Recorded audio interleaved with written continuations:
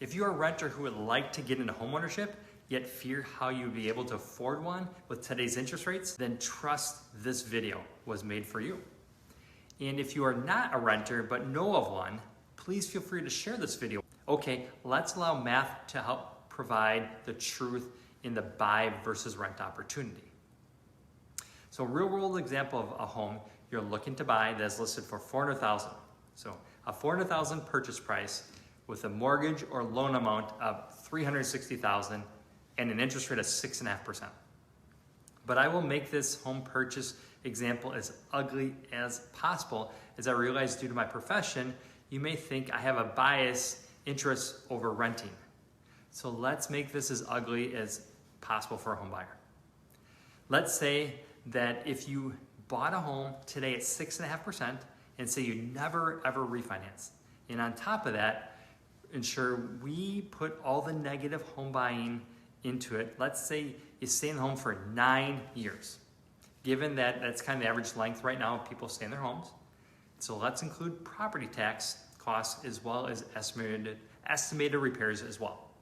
So assuming you are in the home for 9 years, your real estate property taxes will likely increase, and let's say an estimate of 2%. And while no one else will tell you that, I want this to be a good, valid argument here. You will also have some repair costs as well, which if you are renting, your landlord will pay for those, right?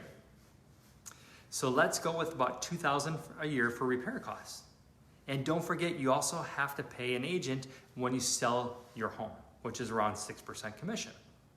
Sounds like I'm making the argument to rent, right? Well, in order to calculate the 6% correctly, we will need to use the future value of the home using the historical rate of appreciation. So for this, let's multiply by 4.75% per year. Now, if you rent a $400,000 home, let's now review those numbers in comparison. A typical monthly rent payment on a $400,000 home would probably be about $3,000, or honestly, probably more. But let's say you are getting a real good deal because you're a great negotiator and you get rent at $2,900 per month.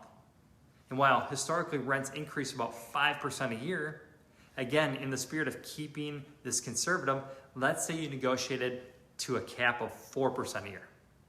Now, initially you may say, wait a minute, if I rent, this will be about $500 cheaper per month, except just that 4% increase of rent by the 5th year, you are paying more in rent, and over the 9 years, you pay more in rent by $670 a month. But you know what?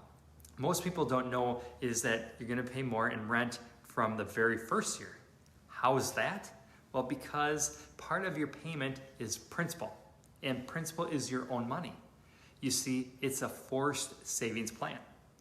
That's not true payment then, right? Because you're just shifting money from your checking account to the equity of your home that you're gonna own. It's still your money. So how much does this come out over the 9 years? Well, $47,600. Now, how about that big one we didn't get to? Home appreciation. Appreciation historically has been 4.75% per year over the past 63 years. So if we just use that average, you know it's gonna go up from here, more than that, due to the prior lessons that we showed you about the tight inventory. We got more people for 4 3/4 than it's hard to do on a $400,000 compounded for 9 years. When you take the average appreciation compounded over those 9 years, now we have an earned additional $207,000, all because you chose to invest in an appreciation asset. Now, you also get tax benefit. You're gonna be better off over 9 years by $216,000. And that's making every argument as good as it can go. Now notice in a year, one, that you lose money because the cost that you buy and the cost to sell overwhelms the benefit. So here's the deal. If you're gonna move in less than 2 years, then by all means, rent, do not buy a home. But if you're gonna be in the home for 2 years or more, why are you not buying a home? Why? because people don't like 6.5% interest rates. Well, do you like $250,000? Does this math and logic help? Let me know.